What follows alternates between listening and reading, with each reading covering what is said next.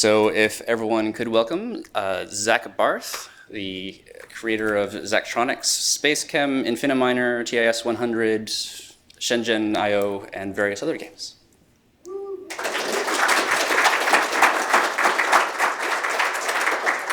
Thank you. Okay, so the first things first, I want to share a secret with you guys, which is that I hate talks.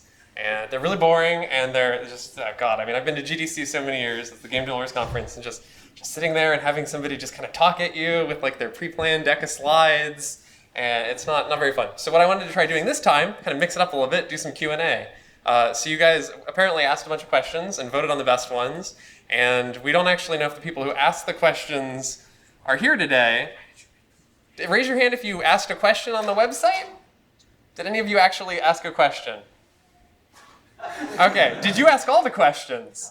Okay, so I guess you're going to have to do the proxy. Okay, that kind of throws a wrench in that. Okay, so I was going to have people ask questions and then answer them and ask them follow-up questions, but apparently I can't do that. So I don't know. I think it'd be cool to make this so it's not, like I have, instead of preparing a giant slide deck, I prepared a couple smaller ones. I'm going to start with this one, but then from there I have a bunch of things that are sort of answers to questions that might be asked by the person who has a list of questions that they're going to ask. So we'll see how this goes. Okay, so how many people in the audience are familiar with the games that we've made? So that's sort of, okay, so are you familiar with all of them or some of them or okay. So what I was going to start with is is just sort of like a history of sort of how we got here and the games that we've made so that we all have like a shared context and we can talk about games. So I started making games when I went to college, and it just started off as a fun thing. And you get some lovely games like this, which is the first game I guess I ever made, which is for a game jam for the game development club where you're supposed to make a game that your mother would play. And I won because I was the only person who bothered to try. So you can actually, this is probably the earliest game that I've made that you can still download if you go to like our secret old website on the internet, and but it's really bad and it's terrible. Another weird game that I made in college is a game called Infiniminer, which was terrible, and I really had no idea how to do any of the things that are involved in making this happen from a technical standpoint. But it, as you may know, went on to start some big stuff years later through some other stuff we'll get through. It was a terrible game though. So there's a game called Manufactoid that I made, also terrible. There's sort of a trend here, in which you would build factories. This was directly inspired by the show How It's Made, where it was back when I was less jaded about making games, and I saw How It's Made on TV, and it was like, wow, this is incredible. Like this is like we're seeing how things are made. It would be so cool not to to make those things, but to make a factory that makes things like that. And that this game doesn't really look like it, but was sort of trying to get at that. The biggest downside was probably that you had to program it in Lua completely unnecessarily, and that's like a god-awful experience. So that was something. Here's a game called Rogue Engineer, which was the like super cruddy kind of exploration into a game about electrical engineering mechanics and reverse engineering. The idea that, I'm just gonna point. So there are these test points where you could, Christ, how does this even work? I guess you can't even look at it. They're automatically tagged. Wow, this is a terrible interface. You can sort of interact with the circuits at various test points, and you can kind of reverse engineer the circuit and try to unlock the lock. And this was, I mean, if you're familiar with our later games, this is kind of the beginning of an idea that reoccurs a lot of games about electrical engineering. This was probably like the first kind of puzzle game that I tried to make. It was really terrible, but it's about like sequential transformation of data. The idea being that like there's, sorry, you can't even see that. Okay, so there's that hole on the left side where like data pulses come in, which are one of different colors, and that you can apply like transformations, like filtering them by color and redirecting them, and it's a horrible game, but again, kind of gets us some early ideas. There's a game called Silicon Foundry, which is about you build chips. You build chips by assembling little parts that I don't think I really have any pictures of it, but it was sort of like little Tetris pieces that would fit together, and they had different like input and output requirements, and you would use it to satisfy like very abstracted ideas of these different products you could build. And over the course of the game, there are probably like 30 different products that you build that are like very simplifications of electrical circuits that your products and stuff like that. And at this point, it should be kind of obvious like sort of what my background is that when I went to college, it was for computer science and computer engineering, and like all of these things these ideas that I'd sort of I'd known that they existed before as somebody who used computers and was fond of computers, but starting to see like sort of how these things work behind the scenes, it all starts coming out, not really in my classwork because there was nothing special going on there, but in these games that I'm building. And there's some sort of other diversions into other areas that are more gamey. This is a game we made called Tex-Mex, where you ran around on a pad that's like a giant sheet of carpet with like screen door material underneath of it, and it's like a really cruddy pressure-sensitive pad, so we knew where you were standing. And then we took a hacked Wiimote, and this is right when the Wii came out, and people were starting to like kind of analyze the Bluetooth protocol and figure out how to hack that. I don't know if anybody was messing around with that stuff when it happened, but it was cool. It was really cool, and I, for the first time in my life, had like the technological skills to actually kind of do some of that stuff. And so we took a Wiimote and took all the guts out and jammed it into like a piece of metal, so it was kind of like a lightsaber kind of thing. And then made a game that was like inspired by Gundam, kind of, and like visually kind of looked like it. And you would like run around and attack and do stuff. And it was like the Kinect before the Kinect was the thing, and it was probably about as popular. Oh snap! Yeah. So the last game that I made in college was as I was coming out to Seattle to work at Microsoft, was a game called Wreck Engineer 2. And I would say this is probably the first like modern Zachtronics game. This was the first one that actually people really played to any degree on the internet. It got on Hackaday. So I submitted it to Hackaday, and this was back when like really very, very few people were following what we were up to or what I was up to. And I sent it to Hackaday. I'm like, hey, you guys like electrical stuff? Here's a game that's about electrical reverse engineering, and they posted it. And this was back in 2008, and that was like the first time that anything I'd ever made got in front of a bunch of people, and it was awesome. And a bunch of people came and played it, and that brought a lot of people to my website and kept them coming back. And that was back in like the blog era, so that was like the way to do it, I guess. And so this is a refined, kind of more gamier version of the Wreck Engineer nasty game you saw before, and it has like really terrible like full motion video storytelling. I should have brought more of that, because it's like me just straight out of college, like dressed up with like whatever I could find that looks like military surplus clothing, like running around making my now wife film me as I'm like, we did like a sequence where I'm like running through a field and like have to like go disarm the bomb, and like that's all in there, and it's adorable and terrible, and yeah. So that sort of was the end of the college years of games, and got into the Microsoft years, where I didn't actually make games at Microsoft, but I made games at night while I worked at Microsoft and worked on Office. I worked on Visio for 3 years, and that was like the opposite of making games. When I worked briefly, when I was in college, I did an internship at a studio called Breakaway Games, and it was like 50% expansion packs to like EA games and stuff, and 50% like real like serious games, I guess. They made a game that was like a simulation of like a military hospital, and like one of their infamous bugs was that patients would die and then just get up and start walking around anyway and stuff. So they were like 50% serious, 50% expansions, and I worked there. I briefly interned there during the summer 1 year and worked on a game that was like an adventure game for kids, but it was made for the Middle Eastern market and was done by like a bunch of like American businessmen who wanted to promote American values abroad. So it's like a really weird introduction to the games industry. And so after like a summer of that, I'm just like, you know what? I don't really like games that much. I had been designing games while I was in college, and then I go get a real game design job, and I'm just like writing C++, which I'm not good at, and still I'm not good at. And it's just like, wow, this I could just program anything and it would probably be about as fun. And on that logic, I went to work on Visio. Which was, I guess, not true. So when I was there, I worked on a lot of games, probably right away. I probably started working on stuff for fun at night. And that's how I started making Flash games. So downloadable games were a thing. I guess they still are. But this was right when Flash games were really, really taking off, as exemplified by the fact that when I was in college, I used to spend a lot of time playing Flash games in class. And so as that was taking off, I was like, oh, I'm going to make some Flash games. So you get the Bureau of Steam Engineering, which is a game about steam engineering in a context that's not really real steam engineering, but in a context that didn't exist, which was like a steam-powered Civil War, which is the theme that comes up again.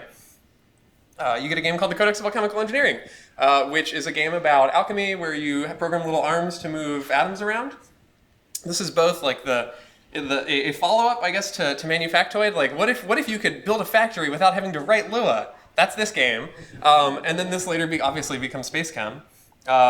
You get Constructor, which is something. So this is a game about building integrated circuits, kind of, and it's, again, like stuff I learned in college but didn't learn in college, so this is not how real integrated circuits work, but it's kind of evocative of it, so that was something.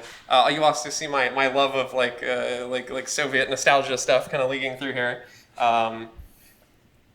I make a game called Infiniminer. So my wife goes away back home to the East Coast for the weekend, and when she comes back, I've made the beginnings of Infiniminer, and that's a story that's been a big thing in my life. So when I don't really have to get into the Infiniminer story, I guess, but so I made this game. For me, it was a sequel to Infinifrag and kind of a way to explore, like, oh, what if we took those, like, that really terrible, that block engine that could only render, like, 30 blocks without, like, becoming unperformant, and made it so we could render an entire world out of blocks. And that was Infiniminer, and accidentally started some other game genres and stuff. We'll get into that later. I'm sure somebody will have a question about that. Then I made a game called Spacechem. So this was our first commercial game, and I guess the first game where me became an actual we. There were like 6 or 8 people who, through some means, worked on this game.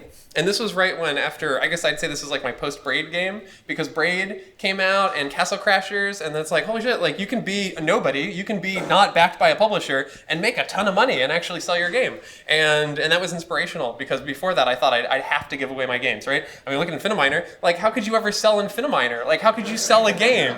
Like, that would never make money, right?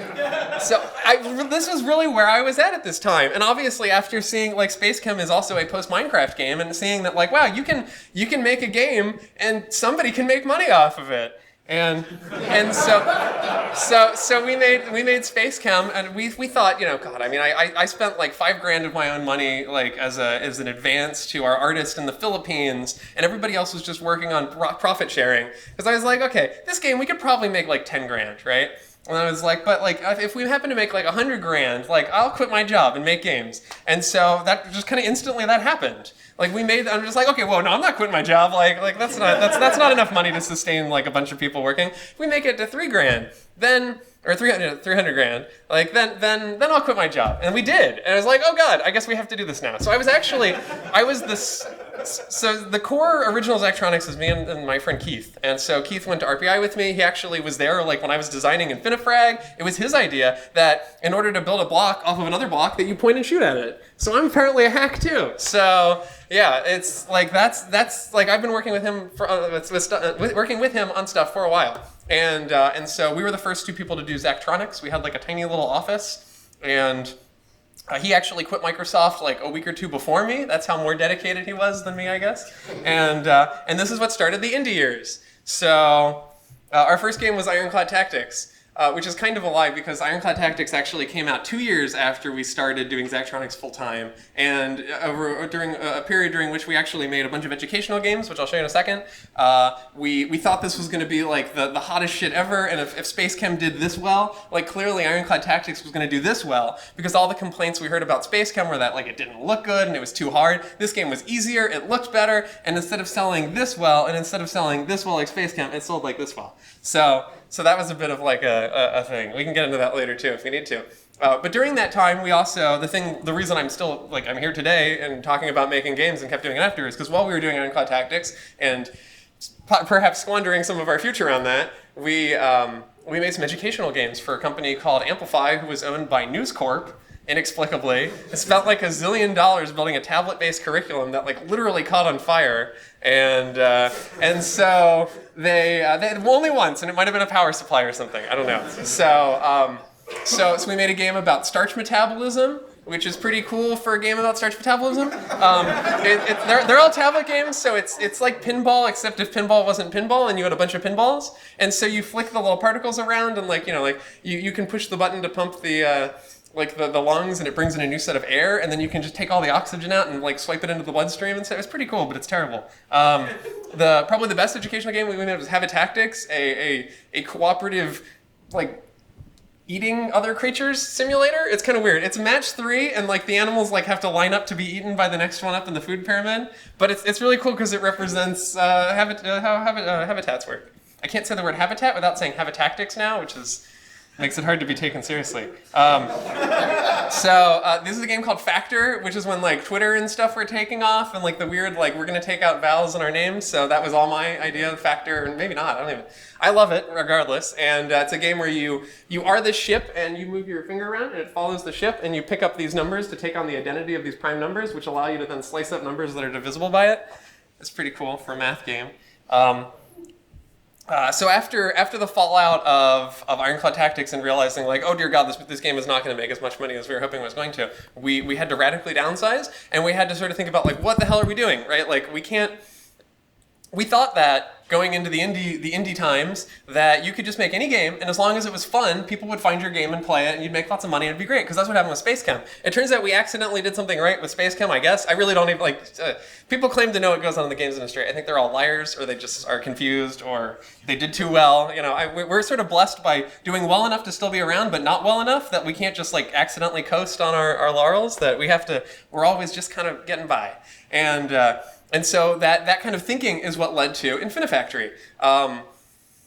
There was a long period of time in which I made Infiniminer and then kind of felt bad about it and felt like I couldn't really make another game like that, or it'd be weird to make a block game. And Infinifactory was like, you know what? No, we can make any games we want about blocks.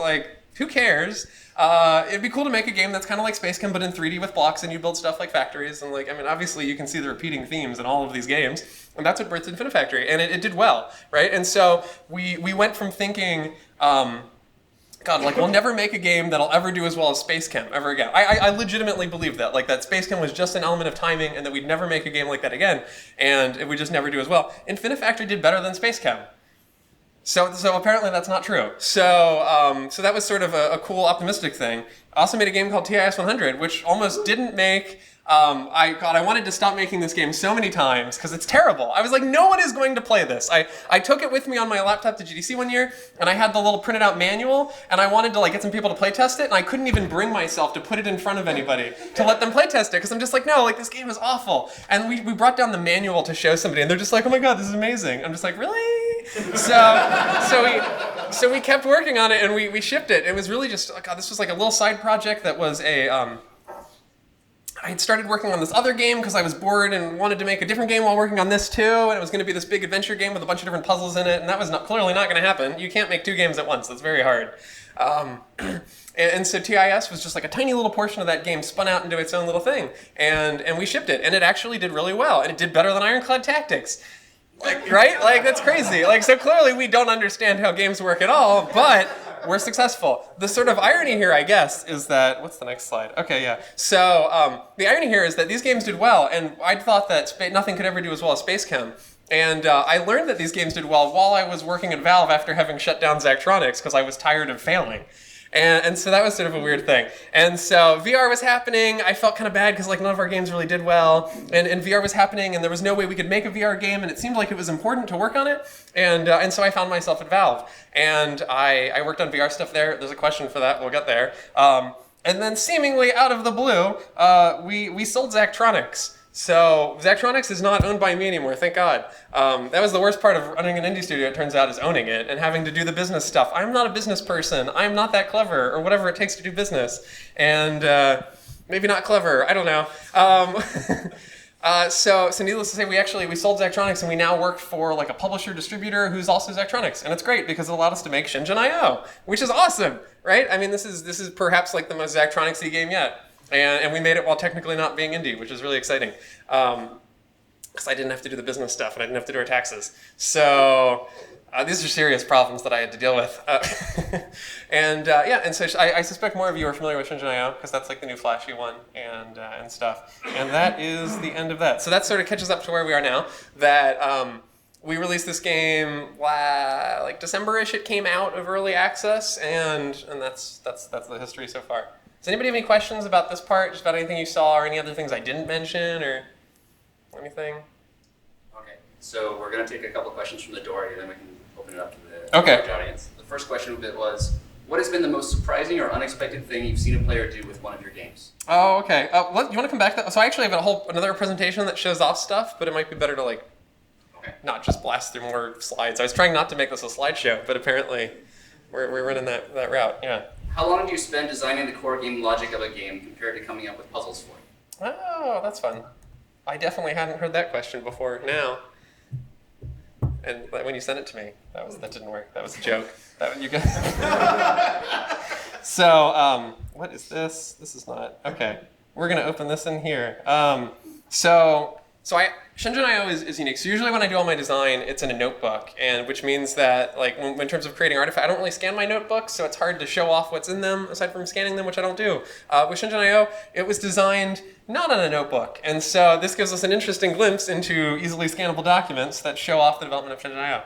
And have any of you guys already seen this set of documents from ordering the special edition? Anybody get the physical edition of Shenzen? Yeah? Okay, cool. So most of you haven't seen this. So,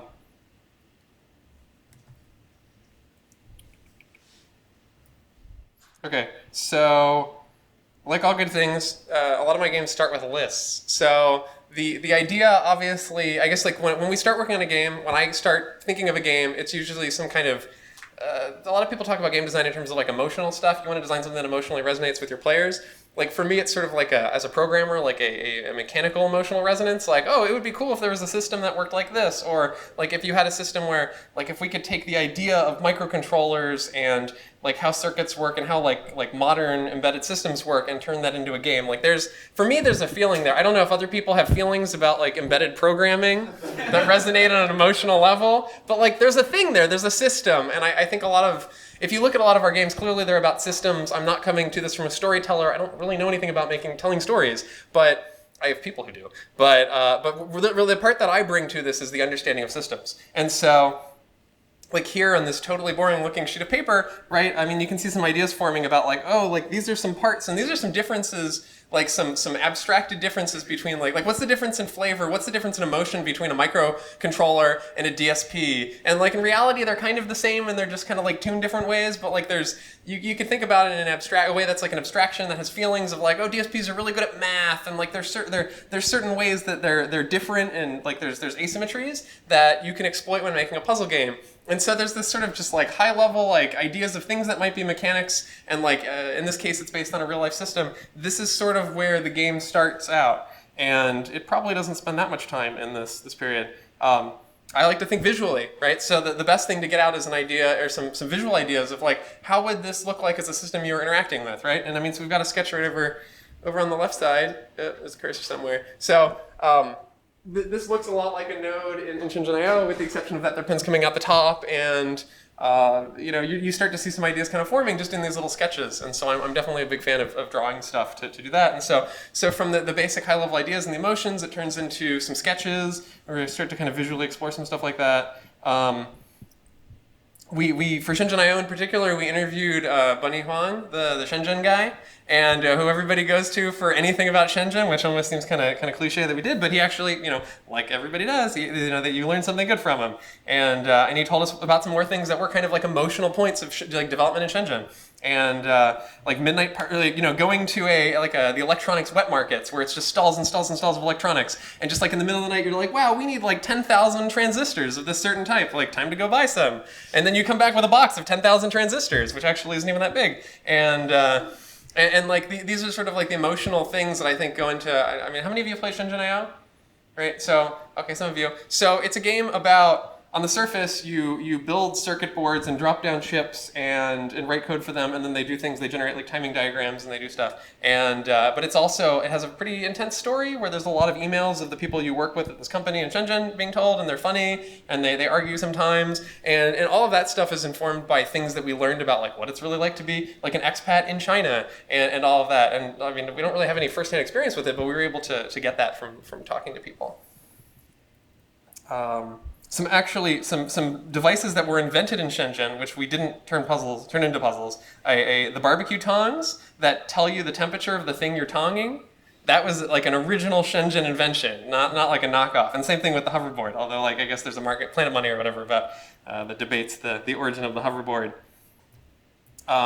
So the thing I like to do, this is really kind of diving into my personal process, but I love making like little like black and white like grayscale pixel art that kind of lays out like what am I actually going to be dedicating screen space to, right? And like this I guess some people when they start making a game would start with concept art, but for me it's like incredibly detailed technical looking things, and because this starts to show like what is the information that's being depicted in this game. what are we dedicating space to? Like you kind of can't just say like, oh, you're just gonna be able to code stuff and then just make it scroll. I have a huge aversion to scrolling in games. Like Shenzen I was the first game I've ever really made where everything doesn't fit on the screen all at once at one time. And like there's a reason for that, and it's because if there's I don't know if anybody's read like the Tufty like design books, right? He talks about like the PowerPoint effect. The lousy thing about PowerPoint presentations is that as soon as I flip away from something, you're gonna forget what I was just showing you. And if you can't kind of look at two things side by side, it makes it really hard to compare them visually. Like that's a huge part of how our brains work. So so everything fits on one screen in most Zachtronics games, although we're slightly pulling away from that, like with Shenzen. But we can look at information. Here's the design of Shenzen Solitaire, which is just on this piece of paper. From there, we have to come up with, and this is, I guess, sort of a newer thing with Zachtronics games. When we did Spacechem, who's played Spacechem? Cool. Okay, so one of the biggest flaws, perhaps, with Spacechem is that all of the puzzles just have you make chemicals. For no reason at all, right? It's just like, oh, we need a bunch of acetylene because, and like that's it, and that's. We have a story, and the story is over here, and then we ask you for acetylene over here, and there's no like connection between the two. And one of the biggest complaints we got from Spacechem was that it would be great if there was any kind of story justification for why you're building what you're building, any at all. And that was, I guess that was one of the ones that really resonated with me, because like, oh god, that's right, like they don't mean anything, you know. So with trying to think, I guess with Infinifactory, we started exploring with that. Like, what if you could make things that actually fit into the story? And with Shenzen, we went even harder with it. And so every puzzle in Shenzen is based off of a little pitch that our writer wrote and that we brainstormed before, but we turned them into these things like, we want to build a little story around each puzzle, and we want to like bring that puzzle to life by creating a context around it that gives it meaning. And I think it was really successful. I don't know. I mean, you guys can tell me, but So in this case, I mean, like, there's tons of ideas here for puzzles. A lot of them we didn't do because they're really hard to turn into, like a magic baseball bat. Like this is in our sort of near future, everything is slightly lousier future. I was gonna make a political joke, but I'm not going to. But you know, the idea like, oh, a magic baseball bat. It's like the selfie stick, or the baseball bat of selfie sticks, I guess. Like it just makes you hit a home run every time, right? And it fits thematically, but it's kind of hard to think of like, how do you make a puzzle that like is that? And I guess I don't know. So not all the ideas really make the cut, but we got a lot of good ideas here. And then we start turning them into puzzles. And so one of my other little quirks is that I like to design every puzzle on a sheet of paper, because then you can sort them separately. You can, right now, like we're working on a game that has puzzle-like things in it, and they're all pinned up on the wall like I'm some sort of like person, like detective that went rogue, and it's like all the connections drawn up on the wall and like the string running between them, and I can see the pattern, yeah. So with paper, you can do that, is that you can pin up all your designs and you can see them all at once, and you can use your sort of like the visual part of your brain to see like, oh, do I not have enough of like this mechanic being represented or whatnot. Making forms is fun too. I guess that's like more of a reflection of my personality, that I like making forms and filling them out. But so from there, yeah, I mean, we just, you know, like every puzzle has its own little form. And so to get back to your original question, which I think I've diverged from highly, which is how much time do we spend making the original mechanics versus coming up with puzzles? I'd say it's sort of that there's a little bit of time up front for coming up with the mechanics of the game, and then I like to just try to make a whole bunch of puzzles without even being able to play them, which I guess is another weird Zachtronics thing, that I make all of my puzzles without really testing them, and then the ones that don't work don't go in the game at the end. Sometimes they do, and then they get replaced afterwards. And it kind of, I don't know, I mean, our games are really open-ended. Like, our games are usually that we build a tool set, and then we build a bunch of challenges, and we build them independently, so that way you can kind of tackle the problems however you want with the tool set. And that comes across in the puzzle design kind of mechanism that we follow. I guess the other thing too is that, especially with Shenzen, we change our tool set as we realize like what is possible and what isn't possible with the tool set that we give you while you solve the puzzles. And so like in Shenzen I, a really boring example is the memory. That all of our memory used to be that like you'd write to it and it would store the values, and then you'd read from it and then you'd get them back, and that was all you could do. And it turns out that's like really useless, and if you wanted to like read from it non-destructively, you'd have to read and like everything and then somehow write it back in, and it just made everything too hard. And so like right up until the last minute of Shenzen I, we were still changing mechanics in the game.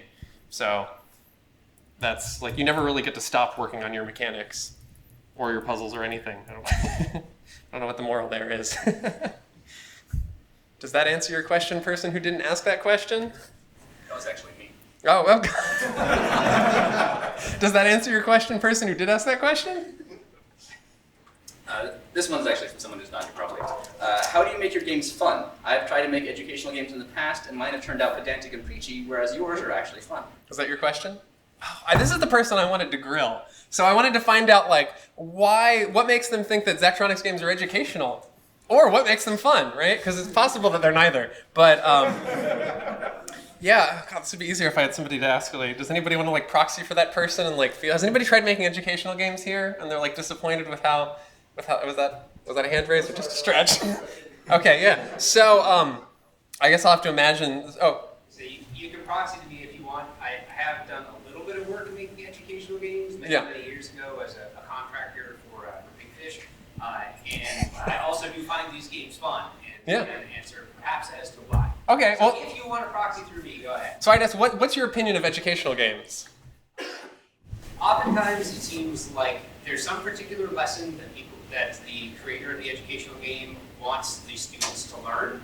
And it's very difficult to make that into a game if it doesn't fit anything there. It just so happens, I think that for a particular mentality, engineering is fun. Yeah. And so if you can make a game where you're just doing engineering, the fun parts, then it's somehow educational, but also still fun. Yeah. And like for me, I will say personally, as somebody who came into computer science through maybe a bit of a non-traditional route, like I didn't actually take a computer science education. Shenzen I and TAS were 100 were the first time that I ever actually did assembly programming. Oh yeah. And so I learned something there. Yeah, that's okay. So that was the perfect answer. Thank you. So,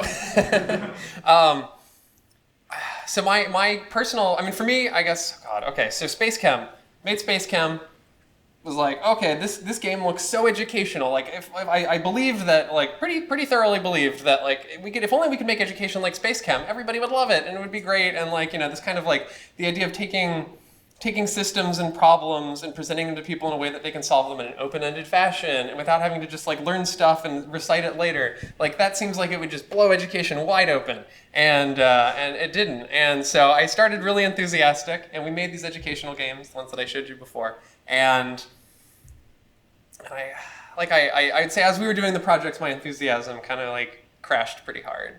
And by the time we got to the end, it's like, why are we making these games? And I think that like part of the problem was that when we make a game for real, it just is what it is, and we put it out there and we say, hey, whoever wants to play this, play it. If you like it, you'll let us know by buying it or whatever. When you make an educational game, like they were testing them and they were like forcing the kids to play them and just like setting them down and saying, you're going to play this game now. And then the kids would play it because they were told to or whatever. And it's a game, so I guess it's better than like, do this math problem. Like kind of not. Like they don't really have any agency in doing that, which is a big thing in games. And then they asked them afterwards. They're like, now we're going to quiz them on what they learned. And it's just like, oh God, like these kids, they're like in middle school, like they're not really good at expressing themselves, and even if they are, like they're just kind of like saying the answers or not saying the answers, and you're just so far divorced from what it is to make a game at that point that it's just like, for me, it destroyed all of like the motivation. It's like, why are we improving their lives by making these games and making them play them? It's like, well, not really, because it. And then you start getting the question of like what is the point of education, right? Like in curriculum, and I guess this is again a reflection of me, I guess, more than any sort of reality, but. Like the idea of an educational game, there's already so much bias just saying that like an educational game, and that like it's meant for a school system, it's meant for a curriculum. It's really hard to design games to that, like you said. And here's a fun anecdote for me is that I was at a serious games convention back when I was in my more naive stage and thought that we could make educational games that are great and that games would save the world or whatever. And there was somebody there from Full Sail who was saying that they'd made an educational game, but the lesson they learned is that you have education and you have fun, and you just have to kind of dial in like where on the spectrum like you want to hit, right? And of course their game was terrible, not gonna lie. It was a game where you go around and fight people and then do math problems. And so it was like there's fighting and then there's math problems would pop up, and it's like, okay, like I guess we can agree that that's probably not the best way to do an educational game. But I actually had the audacity to like raise my hand and challenge the person who was talking and just be like, what? This is ridiculous. Like surely we can make games that are fun and educational by exploiting the naturally fun things, like in engineering, exploiting the naturally fun things in the educational content. And then after having made them, I actually kind of feel like there's fun and there's education, and you just kind of dial it in and drop it in. And like there's perhaps some reason to believe that like learning things is hard, and things that are hard are not fun in the way that games are. Right? Like you need, like there's all sorts of stuff about like flow, like how many of you know about like flow theory in games? the idea that like as you're playing a game, you're going to get better, and like there's like this is like a graph. There's an area up here that's like too hard for you, and there's an area down here that's too boring, and so you just want to kind of stay in this channel of not being bored, but not having the game be so hard that you can't play and you can't advance. And like education does not line up with that. It doesn't fit in. Like you can't just like.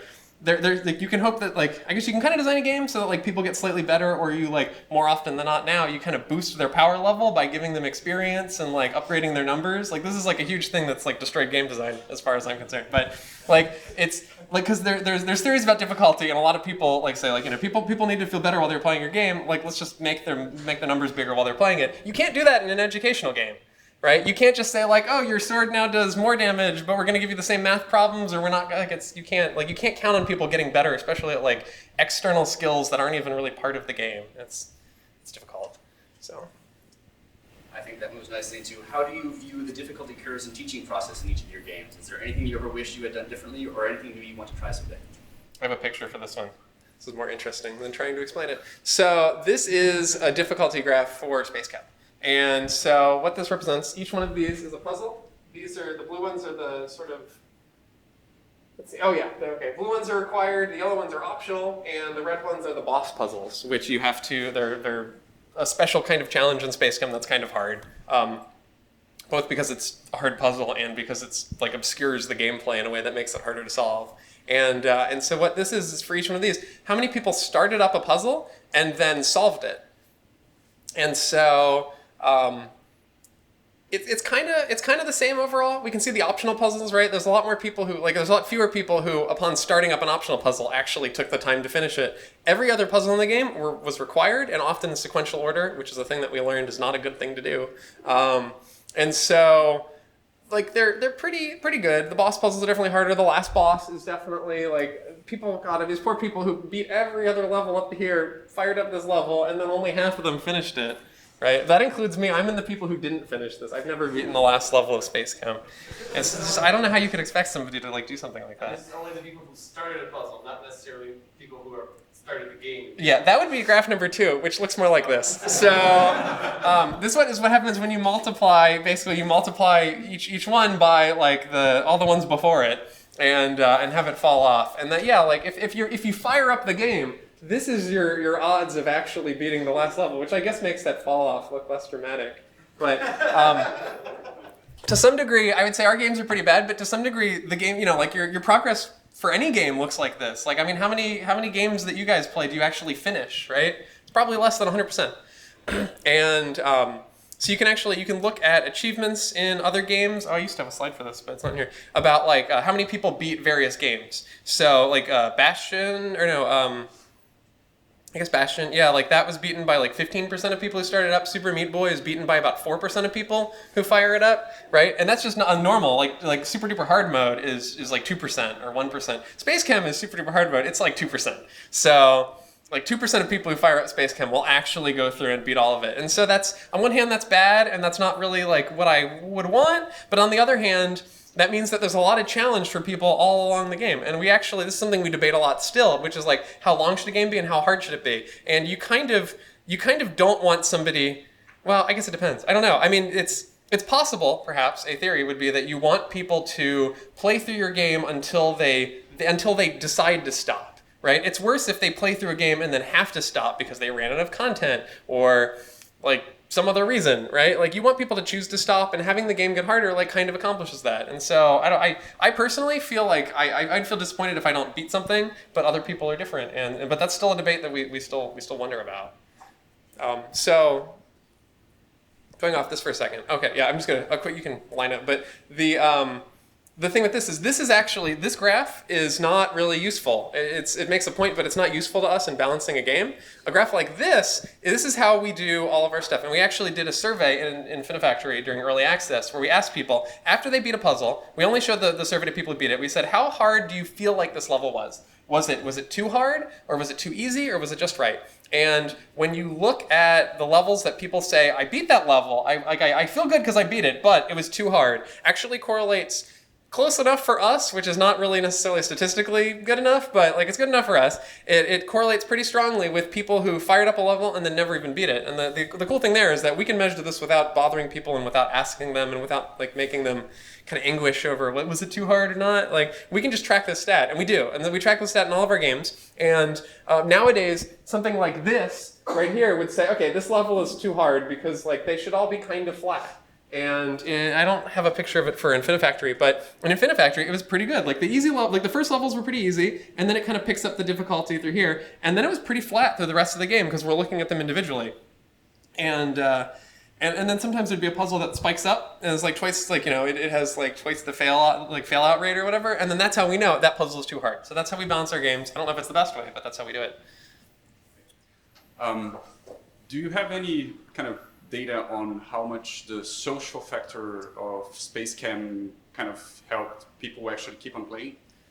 I mean, just the stats comparison at the end of each level. Histograms, yeah. Because I was one of the ones that didn't finish it, but I did come back to some levels because of the social factor, the comparison with other players, and kind of try to optimize my solutions. That would be a good thing to track. It's hard to tell like why somebody's playing a level. And so I think that's kind of why we haven't explored that. Like the big thing the first thing I worry about is people just stopping playing our game, because if you can't play a game, it'll be impossible to enjoy it, right? And so that's sort of our first priority. That would definitely be something interesting to explore. The idea of what keeps people coming back. To some degree, we're a little cynical, right? That like you compare like does a new customer, like we could have somebody keep playing the game for longer, or we could get a new customer. And like which one is better? One theory we have is that the longer that somebody's playing a game, the more likely it is to expose their friends to it. Sort of like if somebody has a cold for longer, they're more likely to share it with their friends in a similar way. And so that's something we think about but have very little data for. And where did the idea of having the social parts come? Oh, I have a thing for that somewhere. Right here. Oh yeah, I have this. This is fun. We'll get to this. Will be like the ending thing maybe. I'm just gonna do the beginning of it. So. With the codex, so I made this game. It was just a flash game. There were no histograms. There were no leaderboards. But there were forums where people would start competing with each other. Spontaneously, this happened. Is they'd be like, "Oh, that's your solution. This is my solution. It's better. Like I was able to shave off 5 cycles by doing this," and they'd share it, and they'd just be like one-upping each other. And we thought of this when we did Spacechem. And the ways that we kind of made this a real thing, we made it official, was with histograms, where. But the funny thing is, actually, we weren't on Steam for a while with Spacechem, so we couldn't do leaderboards. I guess we would have had to like roll our own leaderboard service or something. I don't know. We didn't. So we only had the histograms, and then the leaderboards were just sort of almost like it wasn't very deliberate, right? We're like, oh, Steam offers friend leaderboards. Friend leaderboards are good. I'd heard somewhere, probably like a GDC, that like global leaderboards are useless, because obviously they are, right? Like you're not going to be number 1. You're going to be number like 10,000. No one cares. Friend leaderboards are like get people riled up. People like friend leaderboards, and it just kind of made sense for our games. But again, like I feel like I didn't think about it. I don't remember thinking about it very hard. I think we just kind of added it because it seemed like the right thing to do for getting on Steam. Kind of naive then. And I think honestly the leaderboards are probably better than the histograms. Like not everybody has friends who play their games, but like when I hear I don't really hear that many people who are like, oh man, and then I tried to move my line to the left on the histogram. Like it's not the same as like trying to outcycle someone on the leaderboards. And so in my mind now, I think the leaderboards are almost probably more important than the histograms. I don't know if it's gonna like upset like histogram fans out there. Are you a histogram fan? I am a histogram fan because I don't have any friends who play your games. You gotta fix that, man. It's like there's a name for this genre now, right? I don't have any Steam friends that play your Fair. games.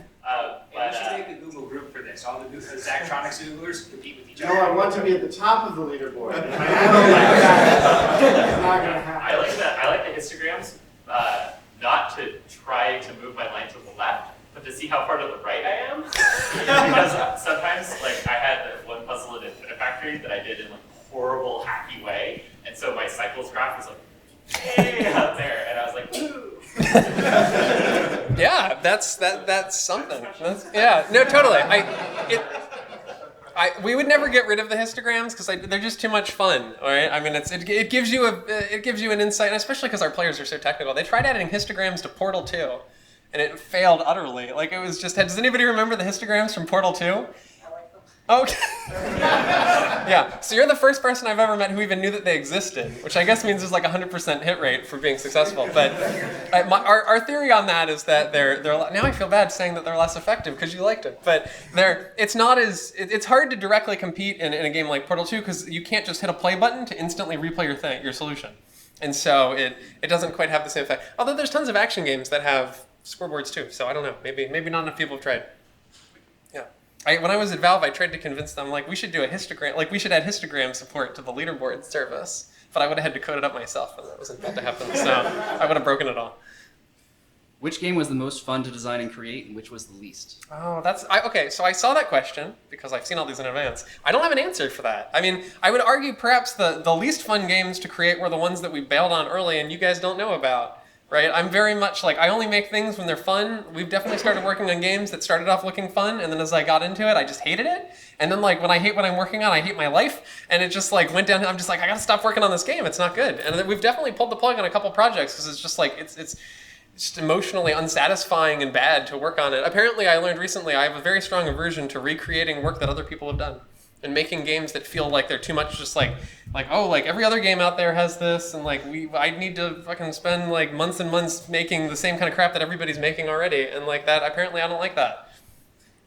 So, yeah, my favorite game, Shenzen I was really great because we just moved into a new office, we just started our team back up, we just painted the whole office and redid it because our landlord refused to, and we started working on this game, and I'd already had so much time to kind of like dream about it and like come up with all these ideas that we just were able to just start working on it, and it just like really clicked, and it was really satisfying, and like that's great when that happens. And so that was probably the most fun we've had yet, but maybe that's just like a everything's always getting better thing, who knows.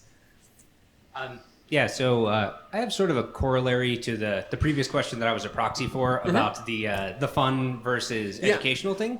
But this is more about fun versus productive, or fun versus useful. So like a lot of the games that you've made, and in particular the ones I've been a fan of, like TIS 100 and Shenzen I and Spacechem, you're like doing some work, you have some task that you're supposed to solve, and it's an interesting problem-solving challenge. Have you thought about any ways to try to somehow bring the fun that you've managed to create in those games into more useful work, in terms of either like making our day jobs as programmers more fun, or making the fun that we engage in recreationally more useful? Can it be done? Do you have any thoughts on what we might do to make that happen? And I also ask this as somebody who's like, obviously you have worked professional corporate engineering jobs where it's maybe less fun than ideal for your programming capabilities.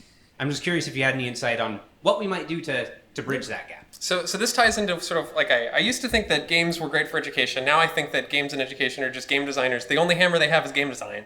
And so everything looks like a game that needs to be made. And I think that I guess I don't know anything about education, honestly, but when I think about how maybe we could improve it, is not by bringing over games, but by bringing over this idea of fun, and the idea that work can and should be fun. Like especially if you're a kid and it doesn't matter, right? Like you're like it's the whole way. Like I mean, there's I guess it's sort of an open question about why people play and why play exists, but the idea that play is how we learn. Like I think there's a lot of evidence for that, and like kind of trying to bring more play into learning, right? I mean, I think that's a lofty goal that I don't really know if that makes sense or if you could apply that in any way. As for making work more fun, oh God, I don't know. I mean, so to kind of roll back into your question earlier, the games that we make seem like they're about real life things. They're kind of inspired by it, but they're completely artificial. And I don't know. I'm trying to think. In Shenzen I, like we completely changed the way that synchronization works like a week before shipping because too many of our playtesters were stupid and couldn't understand it. And of course, by that I mean it was not a good system, because when you're the system designer, if people don't get it, it is 100% your fault. And we had to change it. And like if we were trying to make a game that was about real life Arduinos, because people need to know how to program Arduinos, right? Well, you can't change it. You just have to kind of like hit a little harder, like, oh, we'll just put some more tutorial text on there or something, which doesn't work, by the way. Like the only way to make a game more playable is just to make it more playable and to redesign it until it is. And so it's sort of like the old saying about like, the way to win a battle is to pick the right battle. Right? And that's very much what we do, is that we take on tasks when making these games. We take on, like it looks like work, but we're really taking on the tasks that we think that we can win. And in education, I think it's much harder to do that, because like you can't change anything about it. Like all you can do is like like in our starch metabolism game, when we ran into problems, we just kind of backed off and like didn't cover those topics. And like you can't do that when you're supposed to be teaching specific things. So my one grade, you can sit down, but it's, I don't want to make you stand there just to listen to me. Thank you. Yeah. The one idea I've seen in education that seems really cool, and again I say this as like a person who knows nothing about education from a technical standpoint, is the idea of cross-curricular classes. So instead of saying you have math class and you have history class, and this is something that they have at there's a charter school called Quest to Learn. They have a few locations. You have like a code breakers class, where code breaker class is about codes and breaking them. And that's like what the class is about. And of course that includes math and history, and like you can't take a class and not write, but like it's about code breaking, and it's about something that you can get excited about as opposed to an abstract like group of tools, which is not super fun. And I think that's like a way that you can kind of take like games aren't like this is a moving game, right? It's like, no, like game, like it's just about moving. Like it's like, what about shoot? No, it's just about moving, right? Like I said there are some games that technically are that, but that's not how you go about designing a game. Like you try to have like some emotional resonance. You try to make it so it's interesting. You give people tasks so when something's too hard, they don't just have to like try harder. They can kind of back off from that. I was just talking to the Keith, who I still work with, about we've been really into Heroes of the Storm. The games I play are nothing like the games I make. I am super lowbrow in my games and with what I play. And so we've been playing Heroes of the Storm, which is a MOBA, for those of you who don't know. And apparently there was a talk by the lead designer at League, or Riot with League of Legends. One of his philosophies is that you want to have lots of different skills for people to master, so that when like you get in a situation where like you keep trying to do this thing and you just can't do it because you just don't have that skill and you're not good enough yet, you can back off and do something else instead. And like if you think about math class, it doesn't allow you to kind of like back off and do something that you can do and gain mastery in a different area and then come back. It's like, no, we're just going to keep building on it over and over again. And if you miss one step, you are out. And like that's how we do it. And like that's a very ungamey way to do that. Like if that was a game, that would be a bad game. But because we don't we say like, oh, we want to bring games into classes, not that we want to bring lessons from games into classes. And I'm going to stop ranting about that because I don't know what I'm talking about. So the Zachtronics games I've been playing are often about developing solutions for like a fixed problem, and everybody's kind of rated against the same criteria, and you have like they're compared, via like indirectly via metrics, completion time, and everything like that. What do you think about games where like player solutions can compete or cooperate directly with one another? So it's not so much the environment and like a fixed puzzle, but rather how they interact. And That's a good idea. have you ever heard of RoboWars for Mac? Oh yes. No, I'm definitely familiar with a lot of those kind of games. Yeah, that is something that intrigues us. Maybe if you're lucky, yes. It takes a while to make games. That's the hardest part. And so I would love to make a game like that. I would love to play it. So we're probably going to have to wrap up soon, so we're just going to end up with the question that we deferred, which is what has been the most surprising or unexpected thing you've seen a player do? So we're good till 2:30, right? 2? It said 2:30 on this. Okay, so we have the room reserved for cleanup afterwards. Okay, well we can start cleaning up while I talk. So I wanted to show you guys something really quickly, which is the secret origins of Zachtronics games. Which is JFlap. Has anybody used this before? Yeah?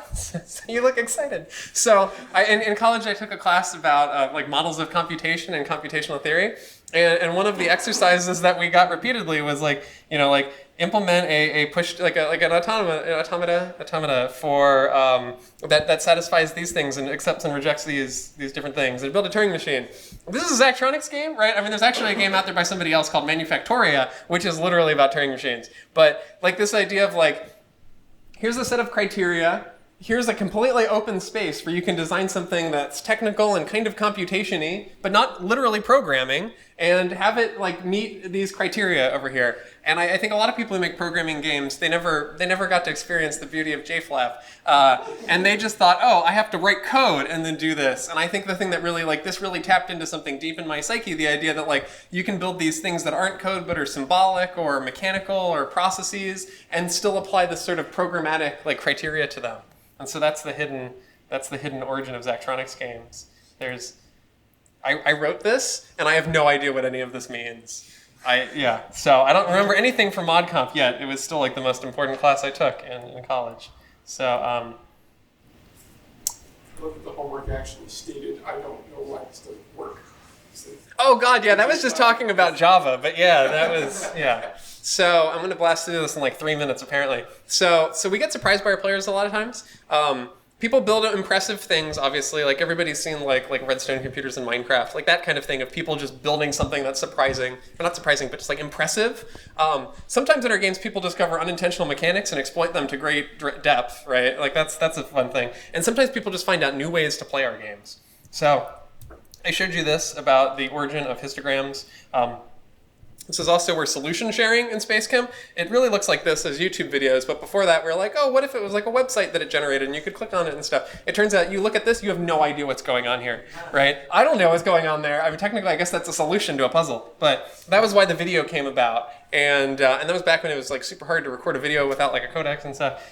Managed to make that work. In Constructor, you'll see the first universal solution that you can, by like connecting up the wires here, you can build like you can just replicate any set of output universally. And so this leads to something we call Volkswagening now, after people did this to great degree in Shenzen I, which is where you say, to hell with what it's supposed to do, let's cheat and like just get the right output, you know, like the right criteria for the test. So that's somebody else's term, that's not mine. And in Infiniminer, we were surprised by our players. I built Infiniminer to kind of play like TF2, like it has teams and classes and stuff. I didn't know anything about game design then. All of our players realized that it's more fun just to build shit that's cool. And this would be a thing where our players innovated and we're just like, I don't know what to do, right? And sometimes being at ground zero is like the worst place to see what's going on right where you are. And that's definitely, I think, what happened with Infiniminer. With Spacechem, we have some, oh, that looks terrible. So this is like the stalled Waldo. These are techniques that we had no idea were possible until we shipped the game and people started doing them. Where if you just put an instruction like this and have it just run off, it'll just repeatedly execute that, which it turns out is really cheap from like a score perspective. There's also like I didn't even think this was possible, but a strictly linear solution. I don't know if you guys have seen that before, but that's pretty cool.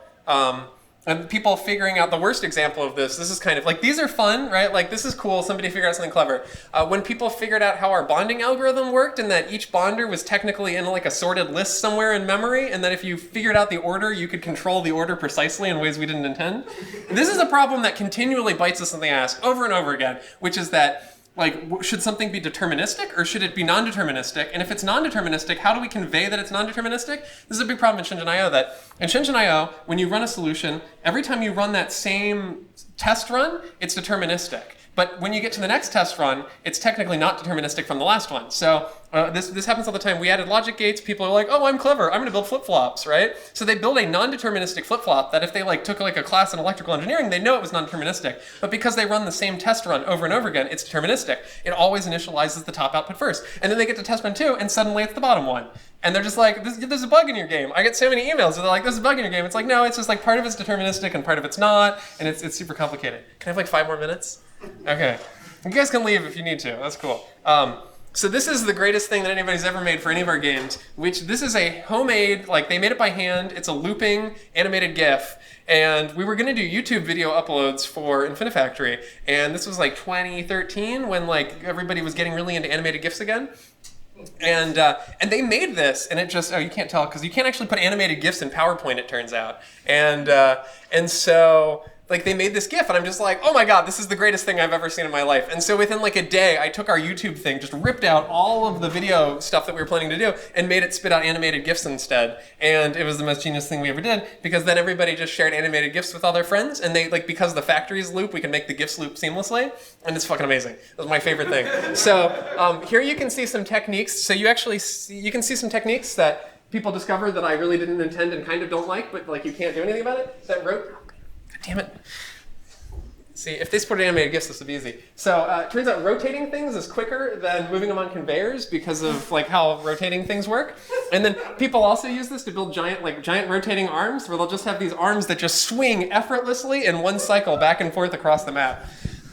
Like to the point where when people keep their own like high score lists with other people, they like on Reddit they do this for all of our games because we don't have an official high score list because I don't want to be responsible for making sure people aren't cheating.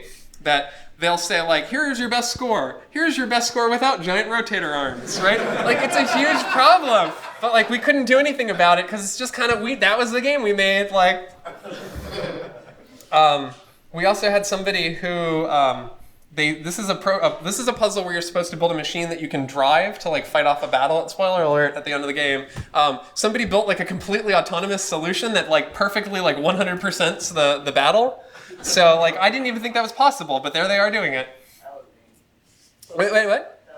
Oh shit! Well, what's your YouTube name? Okay, so there might be more stuff in from you. I don't know. At least I did that. Okay, so this is a, like you can tell, like it's a, whatever you call the, cellular automata for that. A couple people made these. Somebody built a typewriter. Like it's getting to the point where I don't even know. Like there's all sorts of cool things that in theory, I understand you can do in the game. Like you can build physical structures that are data because of like they're physical, right? And so I'm guessing that's like a matrix of like things that encode the different characters, right? So this dude, like almost all these videos are from this guy, GTW123. So he built a typewriter, then he built a calculator, which uses the same kind of method for printing. The crazy thing is it actually supports a ton of precision because it, I'm gonna skip ahead really quickly. You can see it does it physically. So I think you guys can see where this is going. So he's gonna build this number, and it just kind of builds it as like a stack of blocks, and then the way you add them is you just smash them together and let it like physically carry over and stuff. So it's pretty cool. He also implemented TIS 100 in Infinifactory. So this is somebody who's far cleverer than I am. So the program is locked in, but it is reprogrammable and it's really like I don't even know how the fuck you do this. Like Consider hiring. I don't know. I don't want this person writing code for my games, right? Like, so there's a little bit of these are all gonna TIS is boring by comparison. So we had this instruction called JRO, right, which lets you just arbitrarily tell one node where to jump. Like one node can tell another node how to jump, and it's like you can do insane things with it. The problem is that that doesn't look cool, right? Like, does anybody know what this is? This code? Yeah, so this is the Quake 3 like fast inverse square root thing that like it's like infamous code. It's really hard to tell how this does an inverse square root. But it's great code and it's great solutions for TIS 100 look like this. It's like at best like you can tell there's a comment here that just says what the fuck. So like you know that something weird is going on. Like you don't even get that in TIS because there's not room for such a comment. So like good TIS solutions don't look any different than a bad one. Some people built little fun things like this generates a maze that you can walk around in. But that's about it. A lot of people built emulators for TIS 100. I guess that's kind of cool. There was a surprising number of people who made emulators for TIS 100, which I guess is how programmers interact with stuff, is to try to emulate it. Shenzen I has some fun stuff. Is sound going to come through? Probably not, but it might. Okay, so I can hear myself going through there. That's what's going on. That's confusing. I'm going to try to, okay. Can we like do the microphone into the computer? Does that work? We'll try that in a second. So this is one of those people who built a flip-flop that's non-deterministic, and they think it is. What? That does seem like an error. That was just supposed to be funny. Okay. Oh, here we go. So here, somebody built a game of life. Like, these are just things that I didn't even, like, I guess that works. Like, evidently it works. I don't know how it works, right? And there's a bunch of that with Shenzen I. The best ones are the music player ones. So we're going to try this.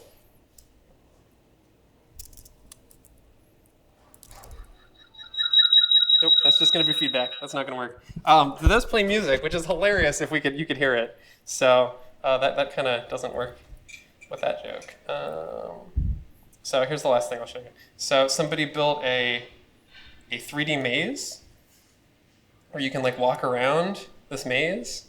And the way that they couldn't actually store the maze anywhere, so it algorithmically generates the same maze every time, because otherwise you just wouldn't be able to fit it, right? And so all the crazy Shenzen I solutions have this trait, like, you just can't even tell how they work, and it's like magic.